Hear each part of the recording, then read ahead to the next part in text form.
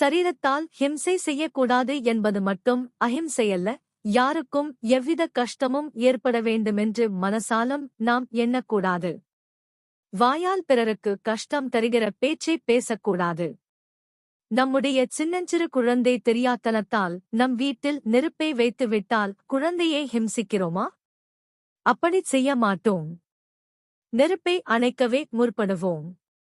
மறுநாள் முதல் அந்த குழந்தை நெருப்பண்டை போகாமல் ரட்சிப்போம். நமக்கு துன்பம் தருவதாகத் தோன்றுகிற எவரையும் அந்த குழந்தையாகவே பாவிக்க வேண்டும். மறுபடியும் தவறு செய்யாமல் அவரை அன்புடன் தடுத்து ரட்சிக்க வேண்டும். அவர் மீது துவேஷம் பாராட்டி பதிலுக்கு ஹிம்சை தரக்கூடாது. இதுதான் உண்மையான அஹிம்சை.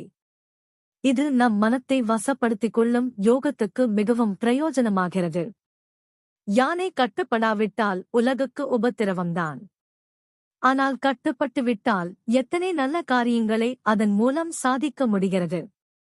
யானை பலம் கொண்ட மனசைக் கட்டுப்படுத்தினால் எத்தனையோ நல்லதைச் செய்யலாம். மனத்தின் சக்தி அபரிமிதமானது.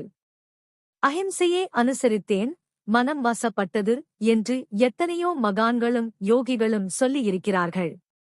அஹிம்சையினால் கோபம் போய் மனசானது அன்பில் தெளிந்து விடுவதால் அப்புறம் அதை வசப்படுத்துவது சுலபமாகி விடுகிறது. அஹிம்சையின் முக்கிய பிரயோஜனம் சித்தம் அடங்குவதே. ஆனால் அஹிம்சையே அபியசிப்பதால் நாம் உத்தேசிக்காமலே வேறொரு பலனும் ஏற்படும்.